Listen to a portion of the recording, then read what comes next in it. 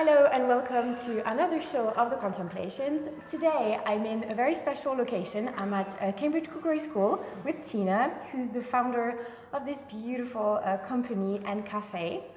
Tine, would you like to tell us a little bit about how you started this business, why this idea, and what are your main focuses in the business? Yes, certainly. That could be a very long story, but I will try to stick to the main points. So as you know, I was brought up in Scandinavia. I was born and brought up in Copenhagen and Stockholm, and I come from a family of very good cooks. And I did a master's degree in fine arts, which I have never really used. But in that period of being at university, I really started cooking for myself a lot, as far as that's possible, you know, with the kitchens that you get. But that really was when I started thinking of myself as someone who was interested in cooking and wanting to explore food. And so I traveled as much as I could in Europe and got a lot of influences, and that sort of interest has just grown in time. I moved to the UK in the 1980s, and I started freelancing for various large food companies who wanted they wanted me to become a trend spotter, I suppose. They wanted me to help them search out for upcoming trends globally in their sector, and a lot of those happen to be very large bread producing companies, so large commercial bakeries. So I used to travel with my clients to find the inspiration and also the vital facts that they needed. For instance, when the Atkins diet hit the world, people stopped eating bread literally overnight, and a lot of bread producers and obviously cereal companies, it was catastrophic for them, and a lot of producers then became much more aware that they needed to be prepared for the next thing. So with European companies, they mainly looked to the United States because the trends tend to come from there. Is there any particular event, like kind of foundational encounters or story from going to the US on that trip? Well, the trips to the US were fascinating because I think, you know, it's a duality there. We tend to think of it as a nation that gives us the worst in food, but of course it's also a nation, particularly the coastlines and mainly the West Coast, that has completely dominated the trends. I mean, the latest trends that we see now in food trucks and all of that, that completely originates in Portland. Portland has become a beacon, although it was just a kind of lumberjack city, if you like. Various facts such as taxation laws and deregulated state laws meant that this trend was able to take off, and it then spread to the world. And equally, 20 years ago, there were a lot of almost hippie commune-led ideas about sprouted wheat, baking with sourdough, of course a very strong health interest in California and up the coast. So as well as giving us the worst, it's also given us the best.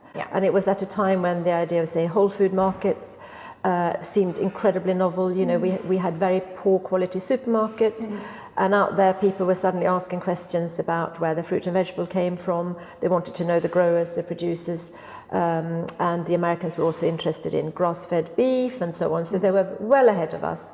And I met some amazingly inspiring people, both bakers, often cooperatives, where it was co-joined by everyone from the delivery driver to the CEO, baking in a very innovative way with an emphasis on health. And that then obviously sold very well on the West Coast, but also transferred, sort of skipped the whole interior of the States, and then over on the East Coast, New York, Boston, and that side, obviously people were also very well informed and incredibly eager to get better bread, I think.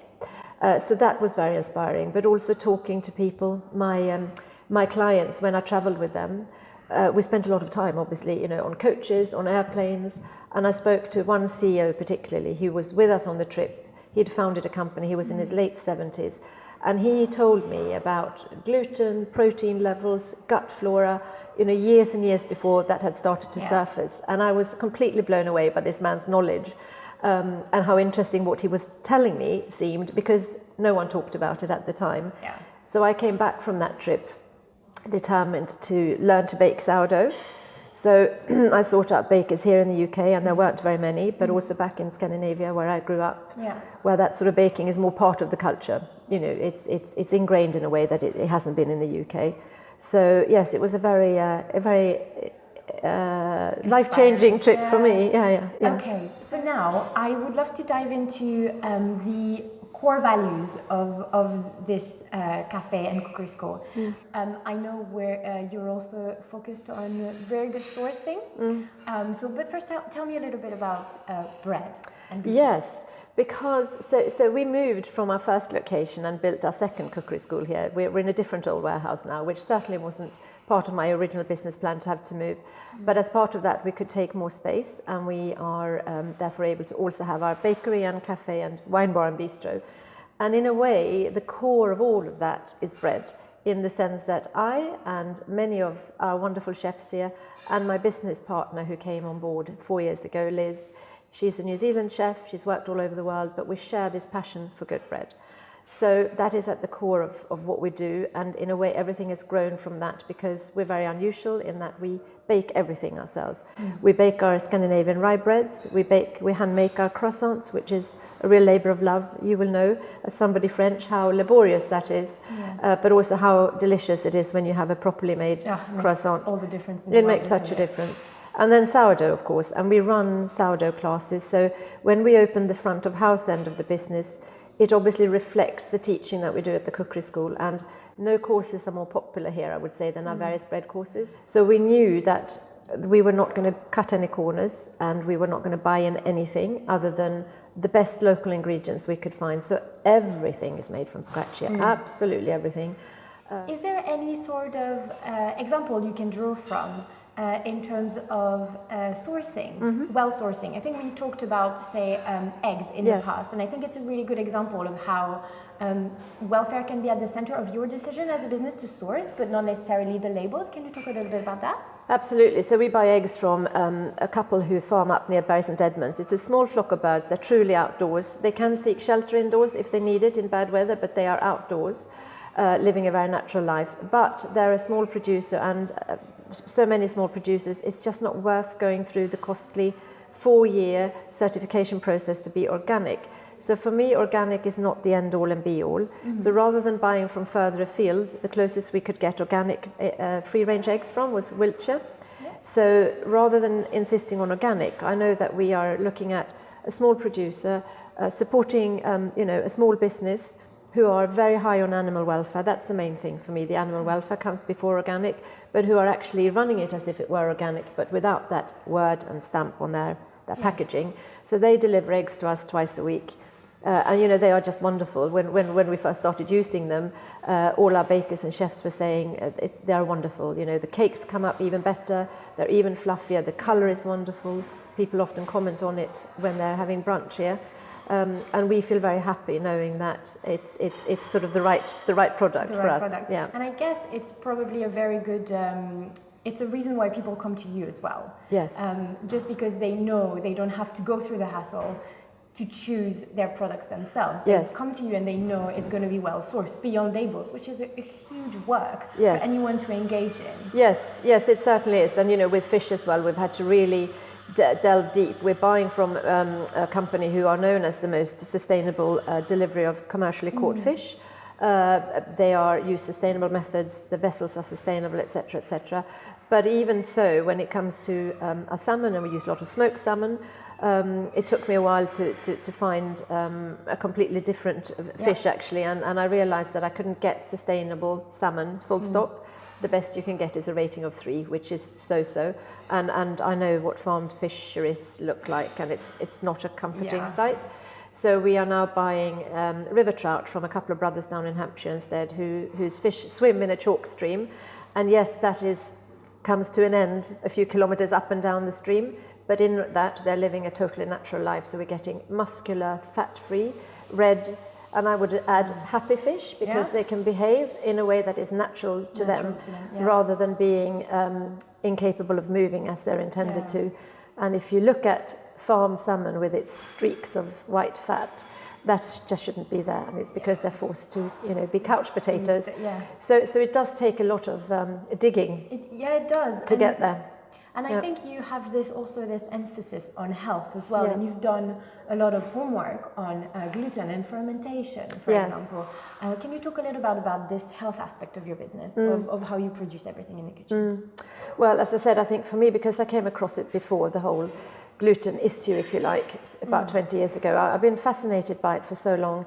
and realizing that when you ferment rather than use the commercial yeast process when making bread, it results in some quite extraordinary things. And I have talked to people, who are professionals, health professionals, and I find that whilst they are obviously experts in their own medical field, they often don't understand bread making because they're not bread makers. So with gluten, for me, it's a very, very difficult issue because it has been so vilified, and I think unnecessarily. So for me, I'm quite convinced after 20 years of looking into this, and this has included more trips to the States, including there's a world-known part of the university in Seattle, the Bread Lab, which is run by academics who are also bakers, if you like. And they have a plant breeding institute up there, and they're looking at all sorts of issues ranging from getting away from the monocultures, which obviously in America is a particularly big issue, to looking into the health benefits of certain wheats or strains of wheat, other grains, and also looking at what happens when a high protein gluten flour is used to bake a sourdough, and the fact that the gluten levels in the eventual bread are so much lower than they were in the flour that went into it. So they have published research papers on this, and it's been very nice to see more and more academic research papers on something that otherwise seemed a little bit airy-fairy, maybe. Yeah, well, there was this whole movement, Yes. exactly. It really took on this social contagion that we should stop eating gluten, and actually maybe the answer is more, let's stop eating heavily processed, heavily refined, gluten, extremely rich, at an abnormal level, flours, and let's return maybe to older flours. You use older types of grains, don't you? Yes, we do, but I also think it's the process. So when you ferment through sourdough, which means that you are breaking down the gluten, it becomes denatured, it becomes more water soluble, and it becomes easier for the gut to absorb. That is the old way of baking. That's the way a French baker would still bake. You have a starter that consists of very much denatured gluten, and you leave the bread for sort of 18 to 24 hours. I tend to think of modern bread, and I mean all modern bread, all the supermarket breads, no matter what the labels are of high grain or, sourdough, because it's never pure sourdough, as a quasi-product because they are so drastically different from real bread. And the Chorleywood method that allowed commercial baking in the UK came in the early 1960s, 63 I think, and basically the objective was to bake more bread quicker. And in order to make something that is a loaf in about 3 hours in total, from mixing to rising to baking to a machine slicing it and packaging it, that is impossible with a normal process. So something that is actually sort of pure gluten gets added to inferior flours. So in order for modern breads to be able to be made in such a hasty way, one adds pure gluten. So it is the worst, if you like, and to inferior flours because they're cheaper. And then other racing agents are added in order to give some structure where it would otherwise be impossible to create it in such a short time. With sourdough, it's a long process. The bread sits over 24 hours. And as the gluten gets denatured, if you carried on, it would get completely denatured, so that you would again end up with almost a soup. But getting it at the right time, you're just baking the way bread was always made. And it makes a very, very big difference to the gut. And that is at the source probably of how you do things, from sourcing really well to paying attention to the process and to the health benefits, to fermentation, and to the social trend of gluten, which is actually making it very difficult for people who decide that they want to take out gluten for various reasons, some of them related to inflammation or other reasons, but it makes it anxious for them to sit in a restaurant thinking, what am I going to be able to eat here? So your approach, I find, if we had to find just a word to crystallize how you view health and sourcing, it would probably be sensible, be a bit reasoned, and I think it's a very grounded, probably, and wise approach. Yes, I think so, and I think I know that as a team here, because we're all we have very skilled chefs here, and all the teaching chefs and those who work in the restaurant and cafe are incredibly well trained. We know a lot about what we're doing. You know, we do know, and as I say, personally, I've been on a journey relating to food and to bread and gluten for over 20 years, and I think a lot of the time that isn't the case in our industry. It's great that there's more and more small places opening, and you know, we do need a better independent scene, certainly locally, where it's still not that great. But sadly, a lot of people are enthusiastic, but they actually have no training, and they don't understand anything below the first level of what they're producing, or very often buying in from someone else. And I think we're very unusual in that we have such a strong focus on health and, as you say, just being sensible and not getting carried away by trends. And I think it's very regrettable for those who've been told to exclude all bread from their diet, all gluten from their diet, because, as I said, I don't think it's the gluten per se that is the culprit, it's the methods. So by home baking, cooking everything yourself, you will immediately improve the nutritional value of everything that you eat. Yeah. Tine, thank you so much. This has been a really fascinating conversation. I hope it was valuable to you as well. Thank you. Yes, thanks so much for coming onto this little adventure, and I hope to see you another time very soon. My on pleasure. The show, in live, doesn't matter. Do come and visit Cambridge Cookery School. They have a wonderful cafe running every day, Monday to Saturday? Mondays are only closed day, so 6 days a week. So Tuesday to Sunday. But yes, thank you so much. Thank you.